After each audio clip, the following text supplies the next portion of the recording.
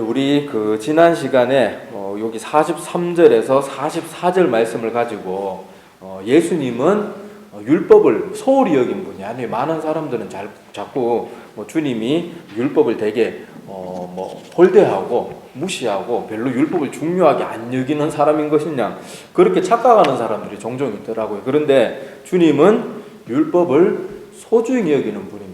그래서 여기 문둥병자를 고치고 나서도 가서 제사장에게 가서 율법에 명한 대로, 또 모세가 명한 것들 가서 바치라고 그러고 제사장한테 확인받으라고 그러고, 그런 식으로 율법을 소중히 여긴 분임을 알 수가 있어요.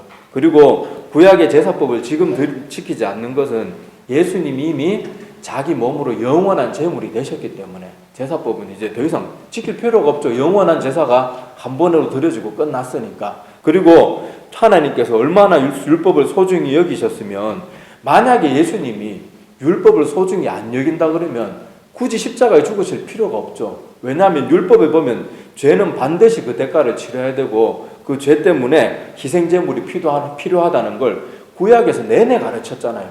그 법을 지키기 위해서 예수님이 하나님의 아들이심에도 불구하고 직접 인간의 몸으로 오셔가지고 제물이 되어주신 거예요. 그런 것을 보면 우리 신약에 와서 하나님이 성경에 기록된 말씀도 우리 좀 우습게 여기고 적당히 말씀대로 안 살아도 되는 것처럼 이상하게 가르치는 그런 모든 가르침들이 얼마나 사단 마귀적인지 우리가 정말 정신 바짝 차리고 그런 데 넘어가지 않아야 됩니다. 하나님이 우리에게 주신 모든 말씀은 다 소중히 여길 줄 알아야 됩니다. 자, 그리고 오늘에 이제 이어지는 45절의 말씀을 보면, 자, 이 문둥병자가 우리 전에 살펴본 그 내용들을 보면은 믿음이 없는 사람도 아니고 간절한 믿음도 있었고 겸손하게 주님 앞에 나와서 구할 줄도 아는 그런 사람이었지만은 자기 몸에 이 병이 나으니까 얼마나 행복이겠어요. 그전에는 저주받은 사람 취급을 당하고 자기 몸도 얼마나 피곤하겠어요. 그런데 이 병이 낫고는 너무너무 기쁘고 행복해서 주님이 주신 말을 까먹습니다. 그래서 여기 44절 한번 보세요. 자, 44절 딱 시작부에 보면은 이르시되 삼가 아무에게 아무 말도 하지 말라고 엄히 명했어요. 그죠? 그런데 이 사람은 주님께서 이렇게 삼가 아무에게 아무 말도 하지 말라고 43절에는 엄히 경고했다고까지 나오는데, 그렇게 철저하게 주의시키고 보냈음에도 불구하고 그만 주님의 말씀대로 순종하지 않아요. 그랬더니 어떤 결과가 나타났는가 하면, 자, 45절 중간부터 보겠습니다. 자, 그러므로 예수께서 다시는 드러나게 동네에 들어가지 못하시고 오직 바깥 한적한 곳에 계셨다. 이렇게 그 결과물이 나옵니다. 그래서 이 뒤에 주님께서 말씀 전한 장소들을 보면 다 산 꼭대기, 아니면 해변, 아니면 들판, 이런 데서 동네 사람들이 가장 모이기 좋은 회당이나 동네 한복판에서 하면 사람들도 모이기 좋고 제일 좋잖아요. 그런데 이 사람 한 명의 불순종으로 인해서 예수님이 여기 보면은 분명하게 기록되기를 이 사건 이후로 다시는 주님이 사람이 많이 모일 수 있는 동네에는 들어가지 못하는 안타까운 일이 나타나게 돼요. 자, 그래서 오늘은 이 부분을 조금 눈여겨보려고 합니다. 자, 그래서 우리는 아무리 우리의 생각이 선하고 아무리 좋은 의도가 있다고 하더라도 주님의 명령을 따르는 게 항상 우선이 돼야 돼요.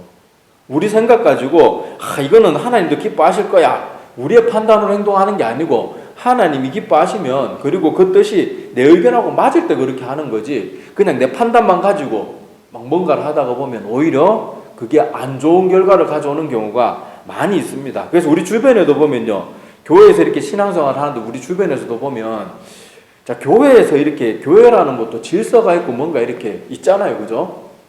그런 게 있는데 자기 열심만 가지고 막 뭐든지 막 앞장서가지고 막 하려고 하는 사람들이 있어요. 근데 그런 사람들 덕분에 일이 잘 돌아가는 경우도 있지만, 또 한편으로는 자기 생각만 가지고 막 뭔가 자꾸 추진하고 뭔가 막 일을 벌리는 사람들 때문에 교회가 상처받고 서로 또 막 일 잘하는 사람 못하는 사람 파가 나눠지고, 또 그 사람 한 명들로 인해 한두 명으로 인해 가지고 또 상처받는 사람들이 생기고, 교회에 힘든 일이 생기는 것도 아마 제가 이렇게 구체적으로 설명 안 드려도 아마 지금까지 신앙생활 하면서 그런 일들을 다들 몇 번씩은 봤을 거예요. 많이 받는 분도 있을 것이고. 자, 그래서 우리 인간은 늘 조심하고 또 조심해야 돼요. 아무리 내 생각이 맞는 것 같아도 기도로 확인하고 또 교회 내 전체나 회의나 이런 것들 통해서 또 교회 사역자나 이렇게 담당하는 분들과도 의논하고 이렇게 해서 모든 것이 기도의 응답과도 맞고 그렇게 모든 게 맞을 때 해야지.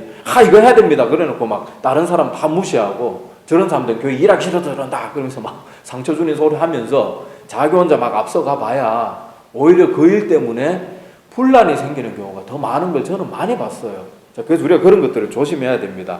자, 성경에도 보면요, 처음에는 훌륭하게 시작했던 사람이 계속해서 하나님의 명을 따르지 않다가 결국 비참하게 점점 더 변질되어 가는 사람이 등장해요.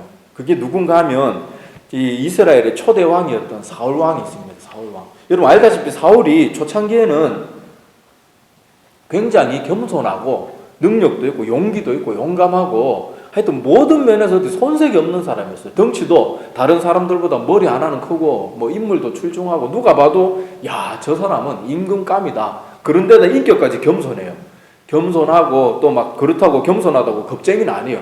나 이거 못해요 저거 못해 이런 겸손이 아니고 겸손할 때 겸손한데 또 나라에 전쟁을 할 일이 있으면 앞장서서 나가서 또 전투에서 막 승리하고 거의 완벽에 가까운 그런 사람이었는데 자기 사울왕이 왕이 되고 나서부터 자꾸 하나님의 명령을 하나하나 어기기 시작합니다. 자, 그때부터 어떤 일이 일어났는지 여러분들이 잘 알 거예요. 우리 사무엘상 15장 17절부터 그 이하의 내용들 보면은 뭐 순종이 제사보다 낫고 뭐 이카는 그 내용 있잖아요. 그 내용이 바로 거기에 나오는데 자, 여기서 어떤 일이 있었는가 하면 하나님께서 사무엘상 15장 그 2절부터 3절에 보면 하나님께서 아말렉 자손이 굉장히 이스라엘 백성들의 악한 일을 했어요. 그게 뭔가 하면 출애굽 당시 그러니까 이집트에서 나올 당시에 이스라엘 백성들은 한평생 노예로 지내가지고 뭐 전투도 할 줄 모르고 그리고 이거 막 그 이집트의 군사들한테 쫓겨가지고 뭐 온몸이 지쳐 있는 상태예요. 그런데 그 약한 틈을 타가지고 아말렉이 이스라엘을 공격하게 됩니다. 그래서 여기 하나님이 분명히 이렇게 적어놨어요. 자, 사무엘상 15장 2절에서 3절 말씀을 제가 읽어드릴게요. 자, 만군의 여호와께서 이같이 말씀하시기를 아말렉이 이스라엘에게 행한 일 곧 애굽에서 나올 때에 길에서 대적한 일로 내가 그들을 벌하노니 지금 가서 아말렉을 쳐서 그들의 모든 소유를 남기지 말고 진멸하되 남녀와 소아와 젖먹는 아이와 우양과 낙타와 나귀를 죽이라 하셨다이다. 이렇게 말을 해요. 사무엘이 말을 전해주죠. 자, 하나님의 진노가 얼마나 컸는가 하면 아기까지도 남기지 말고 다 진멸하래요. 왜냐하면 그 족속은 완전히 죄로 물든 종족이고 또 출애굽받은 이스라엘 백성을 건드렸다는 것은 곧 누구를 건드린 거예요? 하나님을 건드린 거예요. 그래서 하나님이 아말렉에 대해서는 절대로 용납하지 않으려고 했어요. 그런데 이 사울왕이 어떻게 합니까? 분명히 여기 보면 철저하게 직접적으로 하나하나 예를 들어가면서까지 사무엘 선지자가 뭐 남녀노소 뭐 우양과 낙타 나귀 하나도 남기지 말고 아기까지도 다 죽이라고 구체적으로 다 말해줬는데 이 아말렉과의 전투에서 이기고 나서 여러분도 알다시피 사울왕이 좋은 물건들은 다 남깁니다. 뭐 우양이나 이런 좋은 것들은 다 남겨놔요. 그래서 사무엘이 딱 이제 전쟁이 끝났다 그래서 왔는데 막 짐승 울음 소리가 들리고 뭐 난리도 아닌 거예요. 그래서 사무엘이 너무 이렇게 마음에 실망이 되고 상처가 돼서 그렇게 말을 하죠. 자, 그래서 여기 그때 사무엘 선지자가 했는 말을 보면 자, 이렇게 기록이 되어 있습니다. 자, 사무엘상 15장 17절 이하에 보면 그렇게 적혀 있어요. 자, 사무엘이 이르되 왕이 스스로 작게 여길 때 초반에는 되게 겸손했다 그랬잖아요. 그죠? 그때 이스라엘이 지파의 머리가 되지 아니하셨나이까 여호와께서 왕에게 기름을 부어 이스라엘 왕을 삼으시고 또 여호와께서 왕을 길로 보내시며 이르시기를 가서 죄인 아말렉 사람을 진멸하되 다 없어지기까지 치라 하셨거늘 어찌하여 왕이 여호와의 목소리를 청종하지 아니하고 탈취하기에만 급하여 여호와께서 악하게 여기시는 일을 행하였나이까 사울이 사무엘에게 이르되 나는 실로 여호와의 목소리를 청종하여 여호와께서 보내신 길로 가서 아말렉 왕 아각을 끌어왔고 아말렉 사람들을 진멸하였으나 다만 백성이 그 마땅히 멸할 것 중에서 가장 좋은 것으로 길갈에서 당신의 하나님 여호와께 제사하려고 양과 소를 끌어왔나이다 하는지라. 자, 여기 우리가 잘 아는 유명한 구절이 나옵니다. 자, 사무엘이 이르되 여호와께서 번제와 다른 제사를 그의 목소리를 청종하는 것을 좋아하심 같이 좋아하시겠나이까. 순종이 제사보다 낫고 듣는 것이 순양의 기름보다 나으니 이는 거역하는 것은 점치는 죄와 같고 완고한 것은 사신 우상에게 절하는 죄와 같음이라. 왕이 여호와의 말씀을 버렸으므로 여호와께서도 왕을 버려 왕이 되지 못하게 하셨나이다 하니 사울이 사무엘에게 이르되 내가 범죄하였나이다. 내가 여호와의 명령과 당신의 말씀을 어긴 것은 내가 백성을 두려워하여 그들의 말을 청종하였음이니이다. 그렇게 말합니다. 좀 긴 내용이었지만은, 자, 여기 보면은 사울도 분명히 알았어요. 이건 하나님의 말을 듣지 않는다는 걸 알았지만은 백성들이 겁나니까, 그리고 또 좋은 핑계거리가 있잖아요. 이 좋은 수양이나 뭐 이 짐승들 소나 이런 것들은 하나님 앞에 제물로 바치기 위해서 우리가 남겼다. 좋은 빌미거리도 있고 하니까 결국 자기가 하나님의 말을 듣지 않는 것을 합리화하는 죄를 저지르게 되는 거예요. 자, 그러고는 여러분 알다시피 이렇게 한 번, 두 번 자꾸 하나님의 명령을 어기게 되는 사울왕이 나중에는 어떻게 됩니까? 곧 얼마 지나지 않아서 악신이 들어요. 악신이 들고 또 하나님의 사람 다윗을 막 시기 질투에 사로잡혀가지고 몇 번이나 죽이려고 애를 쓰고, 오죽하면 다윗이 원수의 나라 블레셋으로 도망칠 정도까지 잔인하게 괴롭혀했던 거예요. 막 얼마나 못 살면 원수의 나라로 도망을 가겠어요. 그때 다윗의 심정이 어땠을지 저는 상상만 해도 끔찍해요.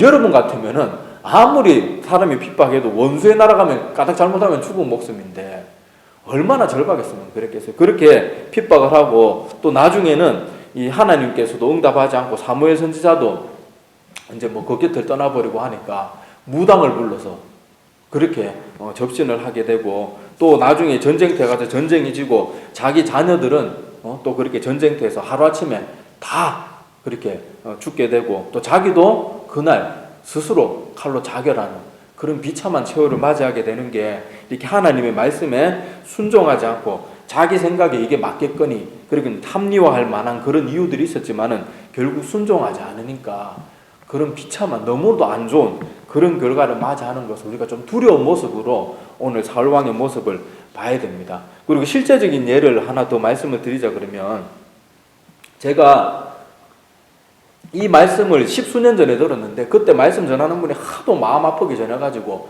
아직도 마음에 생생히 남아있어요. 그게 무슨 얘기인가 하면, 한 선교사님의 이야기인데, 그 선교사님이 여러분 알다시피 이슬람권이나 이런 나라에는 가서 선교 잘못하다가는, 까딱 잘못하면은 뭐 추방은 기본이고 목숨을 잃을 수도 있어요. 굉장히 위험한 지역에 가서 선교를 하는데, 그런 데서 선교하기가 얼마나 힘들겠어요. 거의 10년 가까이 그렇게 정말 죽을 힘을 다해서 자기 막 젊은 거 내려놓고 자기 모든 거 내려놓고 가서 그 땅의 백성들을 위하여서 오래오래 고생해가지고 겨우 이제 지하교회 성도들도 생기고 가정교회들이 성도들도 생기고 해서 이제 기반이 막 잡혀가기 시작하고 이제 막 그 복음의 불빛이 막 불길이 타오르려고 하는 그 상황이에요. 근데 이렇게 선교사님이 그 힘든 지역에 가서 선교 사역을 잘 감당하니까 단기 선교를 그 교회에서 성도들이 오게 된 거예요. 근데 그 중에 젊은 성도 하나가 선교사님을 막 꾸짖더래요. 선교사님, 하나님을 믿는 사람이 뭐가 두려워서 맨날 이렇게 숨어가지고 이렇게 복음을 전해서 되겠습니까? 그 선교사님은 지금 자기 인생 내려놓고 거기서 그렇게 고생하면서, 그래서 속이 너무 상해도 그래도 어쩌겠어요. 그 분위기 망치면 안 되니까 아이고 왜 맞습니다 그렇게 말하고, 그래도 여기는 정말 위험한 지역이니까 절대 우리 기독교인인 거 티내면 안 되고 그저 관광 온 사람처럼 그렇게 하다가 선교지 둘러보고 최대한 조심하다 가야 됩니다. 그랬는데 그렇게 잘난 척하던 그 젊은 성도가 또 자기 혼자 이탈해가지고 길거리 가서 뭐 잘하지도 못하는 외국어 가지고 사람들한테 복음을 전한 거예요. 그러다가 이 신고가 들어가고 적발이 돼가지고, 당연히 그 사람 임시 여행비자로 오게 되니까 조사 들어가면 줄줄이 다 걸려들잖아요. 그 일행들하고 선교사님까지 책임자로 다 걸려든 거예요. 그 조사하다 보니까 이 사람이 선교사인데, 위장으로 보통 그 선교사님들 그 위험한 지역에 이렇게 뭐 직장인 뭐 이런 식으로 오잖아요. 근데 이게 다 드러난 거예요.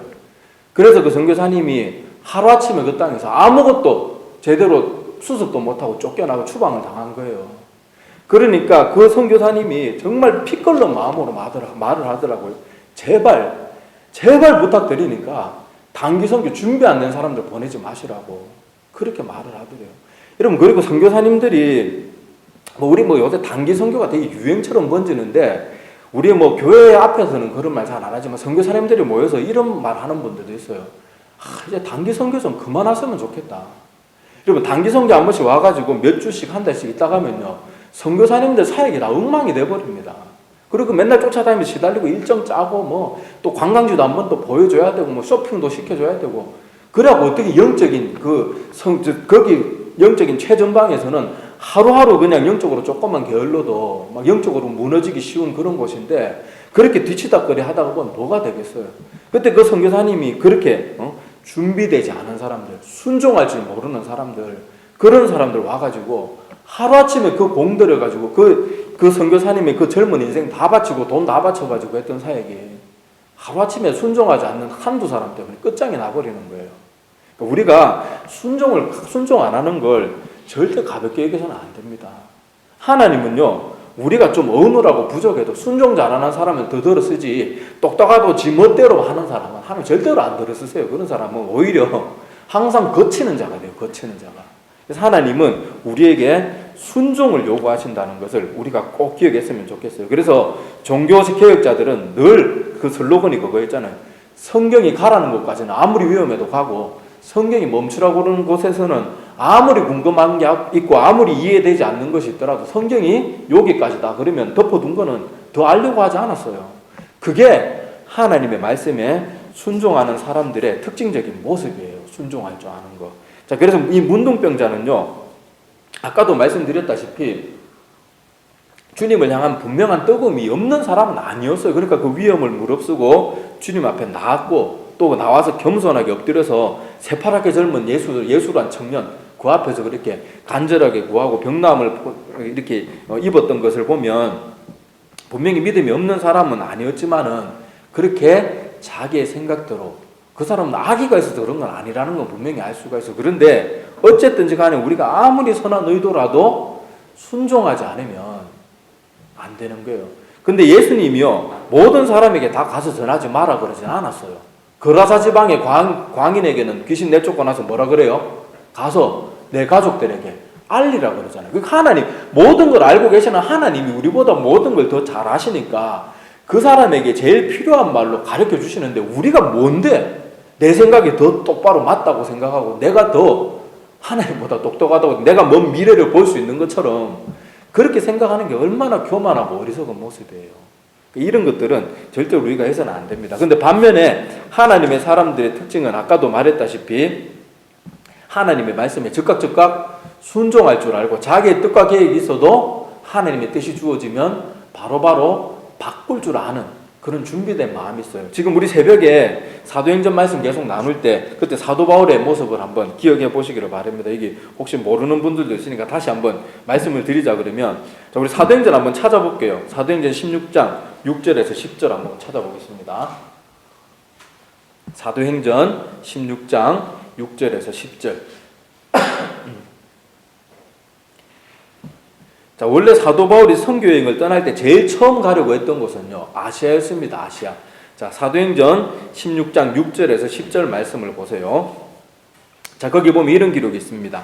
자, 성령이, 요전에 이제 사도 바울이 아시아로 가려고 했고요. 자, 성령이 아시아에서 말씀을 전하지 못하게 하시거늘 그들이 부르기아와 갈라디아 땅으로 다녀가 무시아 베르러 비두니아로 가고자 했으되 예수의 영이 허락하지 않은지라. 또 두 번째 막으시는 거예요. 자, 무시아를 지나 드로아로 내려갔는데, 자, 드로아로 갔는데 또 하나님이 또 변경시킵니다. 자, 밤에 환상이 바울에게 보이니 마게도냐 사람 하나가 서서 그에게 청하여 이르되 마게도냐로 건너와서 우리를 도우라 하거늘 바울이 그 환상을 보았을 때 우리가 곧 마게도냐로 떠나기를 힘쓰니 이는 하나님이 저 사람들에게 복음을 전하라고 우리를 부르신 줄로 인정함이로라. 이렇게 기록이 되어 있어요. 자, 여기서 보면 사도 바울은 분명히 그 일행들과 함께 뜻과 계획이 있었어요. 첫 번째 뜻은 아시아로 가는 거였습니다. 그런데 성령 하나님이 막으셔요. 그래서 부르기아로 갔다가 갈라디아로 갔다가, 자, 지금처럼 이렇게 비행기가 있고 차가 있는 시대가 아니에요. 저번 새벽에도 말씀드렸지만은, 자, 이 한 지역 한 지역으로 옮겨 다니는 것도 너무너무 힘들고 피곤하고, 또 그때는 강도의 위협도 있고 치안이 좋은 때가 아니기 때문에 너무너무 힘들단 말이에요. 자, 그렇게 했는데 이제 부르기아 지나고 갈라디아 지나고 무시아에 갔다가 비두니아로 가려고 하는데 또 예수의 영이 허락하지 않아요. 자, 그러니까 자, 이제 무시아로 이제 다시 또 가가지고 드로아로 내려가려고 이제 작정하고 있어요. 근데 여기서도 또 하나님이 또 막아서 이제 이번에는 환상으로 이제 가야 할 곳을 확실히 보여주시는데 바로 마게도냐로 떠나는 것이 하나님의 뜻이었어요. 자, 그런데 보면 이 사도들과 그 일행들은 계속 자기들이 나름대로 일상생활 가운데서는 절대 게으르게 지내지 않았어요. 계속 계획을 세우고 여기저기 가려고 애를 쓰지만은 하나님이 막으시면 즉각 한마디 불평도 안 하고 그 힘들고 피곤한 그 여정 가운데도 바로바로 주님의 명령을 따라서 그 먼 길을 돌아가기도 하고 왔던 길을 돌아가기도 하고 뭐 삥 둘러가기도 하고 그렇게 하면서 계속 주님의 명령에 토달지 않고 순종하는 걸 볼 수가 있어요. 이것이 바로 하나님의 사람들의 특징입니다. 그리고 하나님이 여기 지금 아시아에 가는 걸 처음에 막았다고 해서 하나님이 아시아를 포기하거나 그렇게 뭐 아시아 사람들이 미워가지고 그렇게 한 게 아니에요. 우리 뒤에 가면 나오지만은 하나님께서 오히려 나중에는 이 아시아에서 가장 오랜 시간 동안 사도 바울이 사역을 하게 되고 또 아시아 지역에 많은 교회들이 세워지게 됩니다. 그래서 요한계시록 앞부분에 보면은 소아시아 7교회에 보내는 편지의 내용이 나오잖아요. 그 소아시아 7교회 그 아시아잖아요. 그죠? 자, 그런 것처럼 하나님께서 포기하신 것이 아니고 우리가 다 알지 못하는 뜻과 계획이 있기 때문에 하나님께서 그렇게 시키는 거예요. 자, 아까도 귀신을 내쫓은 사람, 뭐 병을 낫게 한 사람, 어떤 사람에게는 알리지 마라 그러고 어떤 사람에게는 알리라 그러고 그건 하나님의 판단이고 하나님의 판단이 더 정확한 거예요. 이 문둥병자도 선한 의도로 예수님에 대한 소문을 막 퍼뜨렸지만 결국 그 결과물은 하나도 안 좋잖아요. 만약에 예수님이 그렇게 이 사람이 시킨 대로 말씀을 잘 들어가지고 입 딱 닫고 이 소문 안 냈으면 예수님이 가는 곳마다 동네 한복판에서 가장 많은 사람들 일부러 막 말씀 들으려고 먼 길을 찾아와지 않아도 되는 그 동네 사람들이 다 들을 수 있는 자리에서 말씀 전하고 또 동네에서 전하면 파급력이 얼마나 빠르겠어요. 그 동네 놀러 왔던 사람이 또 옆 동네 가서 전할 수도 있는 거고. 그런데 이 한 명의 불순종으로 인해 가지고 안 좋은 결과들이 왔다는 거예요. 그러니까 우리가 순종하는 것이 얼마나 중요한 건지 우리가 오늘 이 말씀을 통해서 한번 눈여겨봤으면 좋겠어요. 아무리 선한 의도라도 하나님의 명령에 순종하는 게 훨씬 더 중요합니다. 자, 그런데 다행인 것은 뭔가 하면요. 자, 이렇게 주님의 여정이 약간 꼬이는 일이 발생하기는 했지만은 그래도 하나님을 향한 말씀에 갈급함이 있는 사람들은 절대로 막을 수 없습니다. 자, 오늘 말씀해 보세요. 자, 45절 중간 약간 뒷부분부터 보면요. 자, 다시는 들어가게 동네에 들어가지 못하셨다 이 말이고 그 다음에 이어지는 내용이 뭔가 하면 오직 바깥 한적한 곳에 계셨으나 사방에서 사람들이 그에게로 나오더라. 자, 이거 보니까 뭐예요? 자, 우리가 인간적으로 좀 그런 방법적으로는 약간 좀 변두리로 돌아야 되고 사람들이 모이기 힘든 그런 곳으로 이렇게 약간은 이 사람 한 명의 불순종으로 그런 불이익은 당했지만은 그래도 하나님을 사랑하고 말씀을 사모하는 자들은요, 아무리 바깥 지역에 있고 아무리 변두리에 있고 아무리 해변이나 산꼭대기나 이런 골짜기 속에 있어도 그 말씀을 찾아올 줄 아는 마음이 있는 자들은 어디든지 가는 거예요. 그래서 우리가 이것을 한번 봤으면 좋겠습니다. 자, 그래서 현대 교회 성도들이 교회를 지금 점점 많이 떠나고 있잖아요. 오히려 교회 다니던 사람들이 천주교로 떠나고 막 이런 일들도 많고 기독교 자체가 지금 기독교 통계는 믿을 게 못 돼요.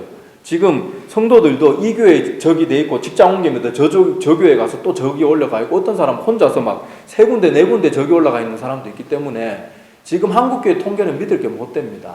그런 것까지 감안하면 지금 기독교인이 얼마나 많이 줄었는지 몰라요. 제가 전에 주일학교 학생들한테 반에 교회 다니는 애들 몇 명이나 해서 그러면은 애들이 보통 한두 명밖에 없대요. 우리 때는요, 교회 다니는 애들 그러면 막 한 3분의 1은 됐어요, 3분의 1. 근데 지금은 아이들이 교회 다니는 애들이 거의 없고 또 가자 그래도 엄마 그런 데 가면 안 된다. 그런 식으로 막고 있는 그런 상태가 된 거예요. 그런데 왜 그런가 하면요. 여기 보세요. 하나님의 진리의 말씀이 온전히 선포되면요. 사람들이 찾아서라도 가요.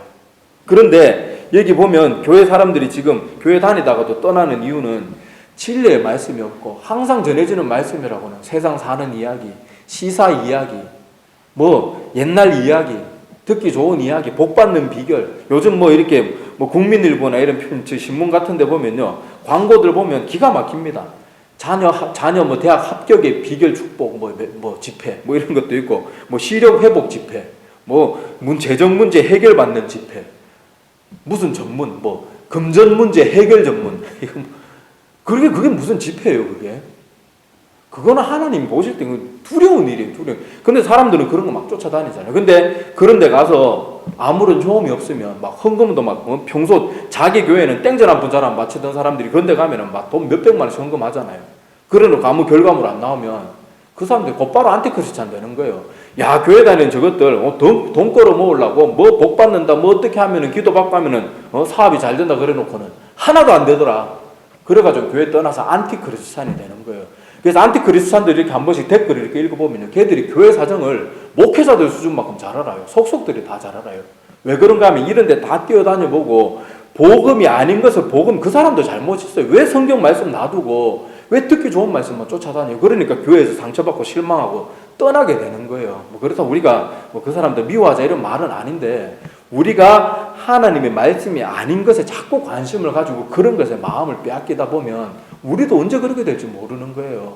그래서 진리의 말씀에만 귀를 기울여야 됩니다. 그래서 그리고 말씀이 전해지는 곳이 있으면 우리가 또, 예전에는 사람들이 부흥 집회나 좋은 목사님들 오면 막 열심히 곳에도 가고 시골 교회도 가고 그랬는데, 요새는 그리고 뭐 사실 이건 성도 탓도 못합니다. 맨날 사역자들 와가지고 맨날 엉뚱한 소리만 하다 가니까 뭐 어떤 때는 뭐 월드컵 얘기하다 가는 사람도 있고 희한한 사람들이 다 있어요. 그러니까 뭐 우리 성도들 탓할 건 못 되지만은 지금 이 시대에는 사람들이 말씀을 향한 뜨거움이 많이 식어져 있어요.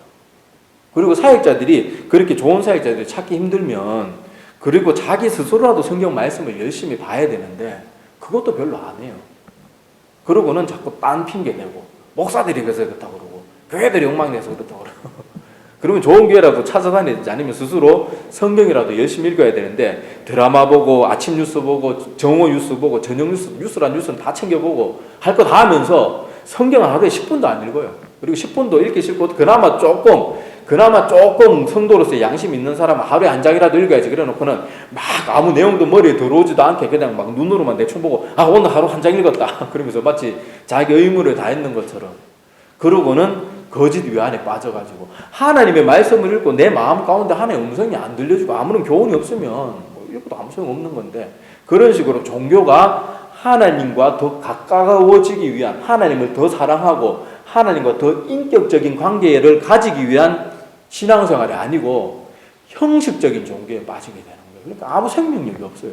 생명력도 없고 신앙생활 해도 재미도 없고 감격도 없고 기쁨도 없고, 성경 말씀하면 듣기 싫고 회개하라 그러면 또 저 소리 안에 듣기 싫고, 그저 뭐 복 받는 얘기하고 뭐 누구 그랬다더라, 그리고 뭐 이 세상 돌아가는 얘기를 성경하고 적당히 엮어가지고 이런저런 교훈, 하나님 구원 메시지와 아무 상관없는 그런 말들 짜 맞추는 거, 이런 거 들으면은 좋아하고 그러는 게, 과연 지금 우리가 하나님의 말씀이 이 예수님 때처럼 바깥 한적한 곳에 계셨음에도 불구하고 사방에서 뛰어 달려갔던 그런 그 성도들의 모습을 우리가 갖고 있는지도 한번 생각해 봐야 돼요. 그리고 이 사람들 주님께서 말씀 전하실 때 몇 날 며칠 말씀 전하면, 여러분 그 밥도 굶어가면서 그 말씀 들었잖아요.